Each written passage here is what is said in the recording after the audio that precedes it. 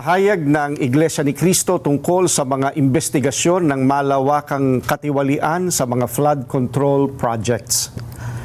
Ang Iglesia ni Cristo ay payapang nagmamasid sa kasalukuyang nagaganap sa Pilipinas. Kalakip ang pananalangin sa Diyos na sana ang makapamayani sa ating bansa ay ang kapayapaan at katarungan. Ang mga pagtatalo-talo at pag-aalitan na ibinunga ng malaking eskandalo ng katiwalian sa libu-libong flood control projects ng kasalukuyang administrasyon at ang mga pag-aawayang pampulitika ang dahilan ng mga kaguluhan ngayon sa ating bansa. Nakita namin ang ginawang hakbang ng pamahalaan sa layuning alamin ang punot dulo ng mga napaulat na mga anomalya sa mga nasabing proyekto. Bukod sa sinimulang mga pagdinig tungkol dito ng Kamara at Senado, ay itinatag din ang Independent Commission for Infrastructure, ICI. Tulad ng maraming Pilipino, naghihintay din kami hindi lamang sa magiging resulta nito na dapat ay totohanan at mapagtitiwalaan, kundi kung paano ito maisasagawa ng walang pag-aalinlangan.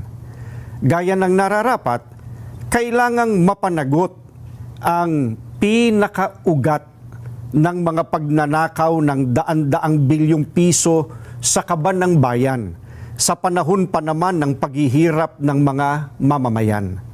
Ito ay para mailapat ang katarungan at harinaway upang hindi na tularan pa ng iba. Subalit, hindi ito magagawa kung ititigil na ang investigasyon ng Senado, gaya ng napapabalitang gagawin ng liderato nito dahil sa hindi malinaw na dahilan. Gayun din, hindi rin makatutulong ang investigasyon ng ICI sa palihim nitong pag-iimbestiga. Ano pat anuman ang maging resulta nito ay posibleng hindi maging katanggap-tanggap sa mga mamamayan at makadagdag lamang sa nagaganap na kaguluhan at kawalang katiyakan. Kailangang bukas at dapat masaksihan ng sambayanan ang mga pagdinig sa isinasagawang investigasyon. Naniniwala kami na para magkaroon ng kapayapaan, kailangang patuloy na imbestigahan ang malawakang katiwaliang iyon at isagawa ng may transparency at walang kinikilingan o pinagtatakpan. Alright, magandang araw po sa inyong lahat. Shout out sa ating mga tagapanood, sa ating mga suki lagi. Ingat po kayo ha, sa kung saan man kayo, dyan sa may Pilipinas. Ingat po kayo. Grabe na nakita ko yung balita, sunod-sunod ang lindol sa Pilipinas ha. Parang hindi tumitigil ang lindol doon. Mayroon sa bukod doon sa Mindanao, na naulit na naman sila. Mayroon sa Leyte, mayroon, saan ba yung huli? Nakalimutan ko tuloy. Mayroon na, malakas-lakas din ha. Yung 6 point something na lindol, ingat po tayo. Mga kababayan kung nasa sa bansang Pilipinas ba. Ingat po tayo diyan kasi parang hindi na talaga nanahimik ang ating bansa ngayon bukod sa politika na grabing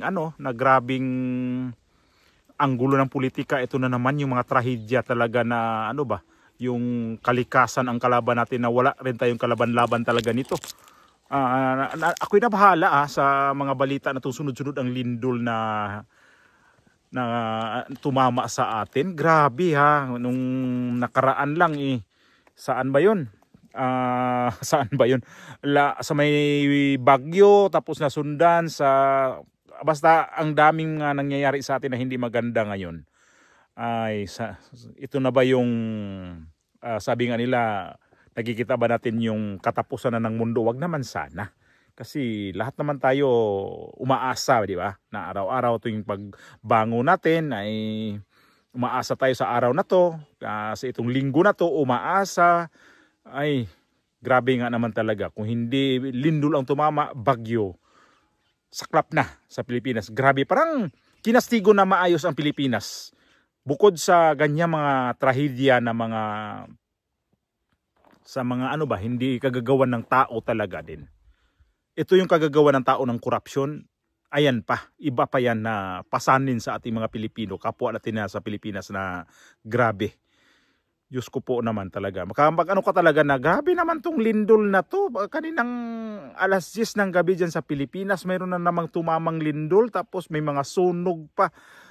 Ay, Panginoong Hesus, grabe naman. Sana naman titigil na to. Wag naman natin na isabi na dito kayo tumama sa ibang lugar, dito kayo tumama sa ibang bansa kasi mas sila, mas may pera. Sa atin ngayon, nasa corruption pa tayo na grabing nakakadiri na korupsyon talaga. Tapos walang katapusan na kailangan ng i-rehabilitate yung nangyayari ngayon sa nangyari sa ating bansa.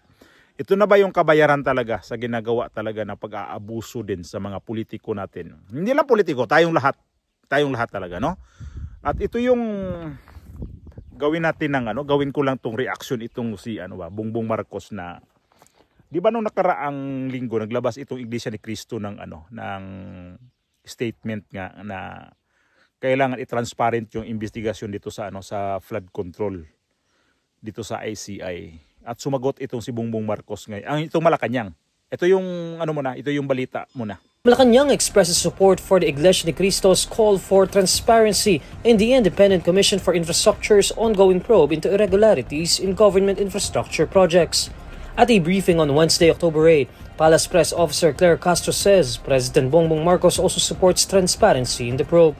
She says this is a position the President has consistently emphasized since the creation of the super body. However, she notes that it was up to the ICI to ensure this. Ang Pangulo po sa lahat ng mga pagkakataon gusto may transparency.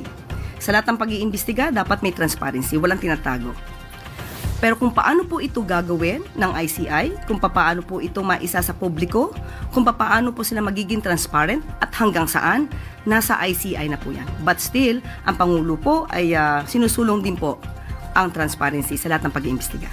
INC Executive Minister Eduardo Manalo earlier appealed for the ICI to be transparent not only with its findings but also with the process of its investigation.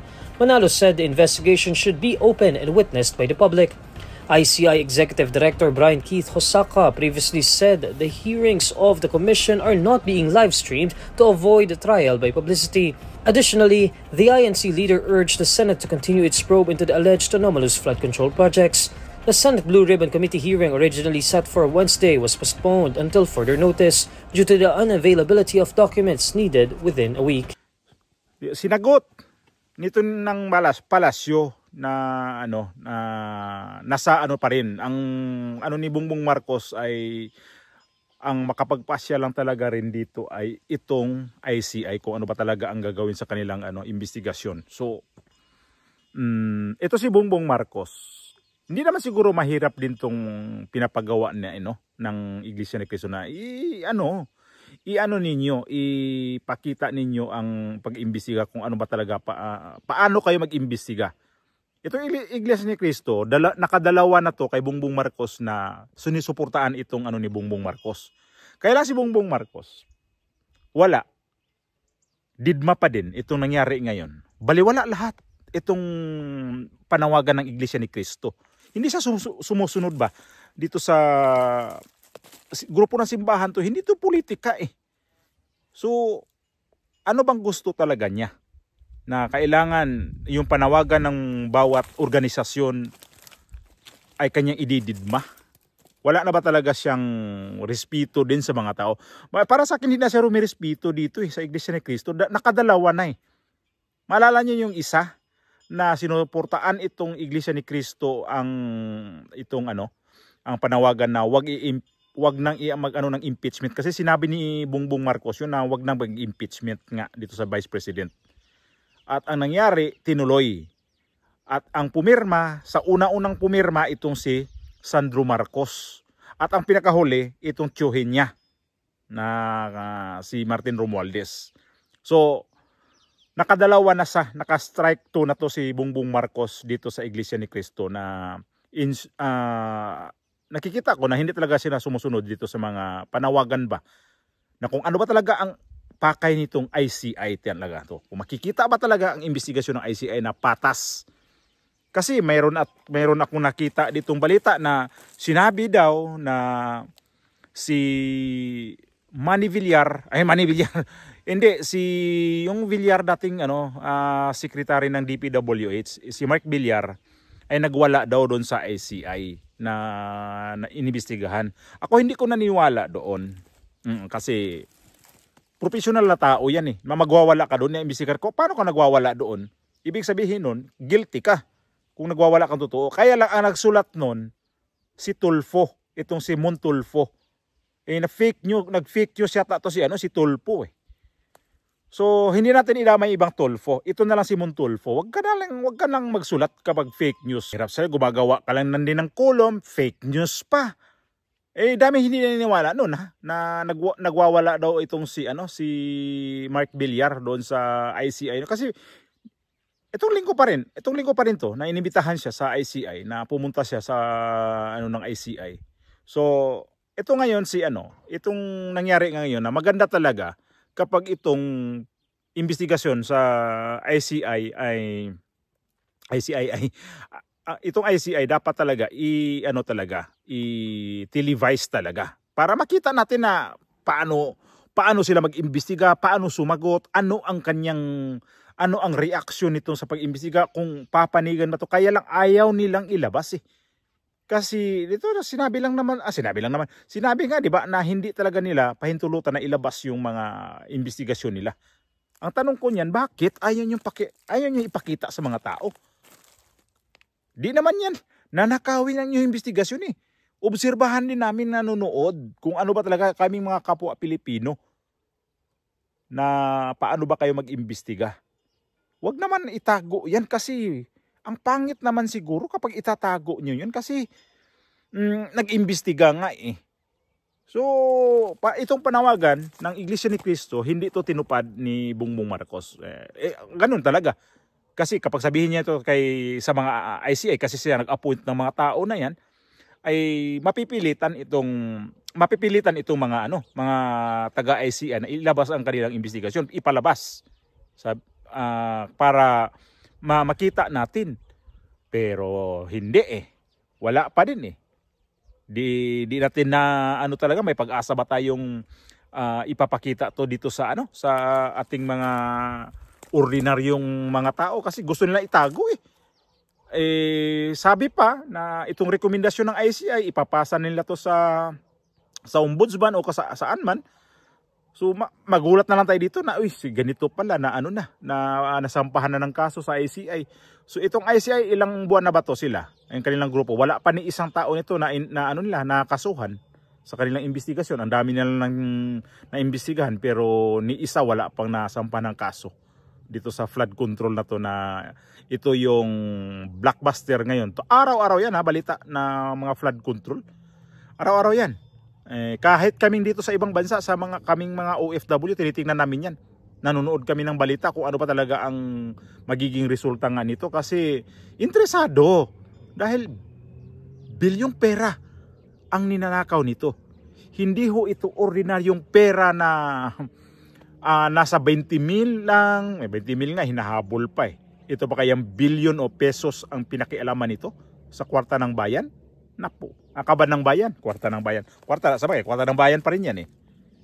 So, ito, ang nito narinig naman natin kanina o nakita naman natin kung ano ang sagot ng palasyo dito. Nagdidepende pa rin nga daw sa ICI kung ano ang gagawin nila. Kasi si Bongbong Marcos didma pa din itong Iglesia ni Cristo na 2 beses nang dinidma. So magsawa ba ang Iglesia ni Cristo nito o ano kayang masasabi natin sa mga taga-iglesia nito? Parang hindi na nirespeto pag ganito na. Sinusuportaan ka na nga tapos ang suporta mo baliwala. Parang nagbigay ka ng tulong. Yun pala, pag natulungan ka na, didma ka na. Natulungan mo na yung tao na yan, didma ka na. Pagdating ng eleksyon ito, saan siya pupunta? Mag-antay ng i-endorse ang Iglesia ni Cristo ang mga kanyang kandidato. Nako, Bongbong Marcos, presidential election pa naman, ayusin mo kasi baka mamaya Kung hindi ka ma-impeach, ito na naman yung kaso haharapin mo pag wala ka na sa pwesto mo. Ayusin mo lang para makita namin kung paano ka makikisama dito sa mga organisasyon ng simbahan. Sa ngayon kasi wala pang lakas loob nito na ito mga ng simbahan, kasi nakikita natin dito kung gaano ba talaga ang galawan dito sa mga tao na to, sa organisasyon ba laban sa gobyerno. Makikita naman natin na iba talaga ang galawan ngayon. Kakaiba. Kasi kapag may pera nga, yun ang mananaig. So Marcos, pakinggan mo ang mga sa may gusto na to. Hindi to mahirap gawin ha. Pakiusapan mo lang o kaya kausapin mo. Appointed mo yung mga lahat niyang sa ICI. Makinig ka sa nakararami. Huwag ka makinig sa paligid mo na mangilan-ngilan lamang. Kasi pagdating ng panahon, baka ikaw din ang luhaan nito.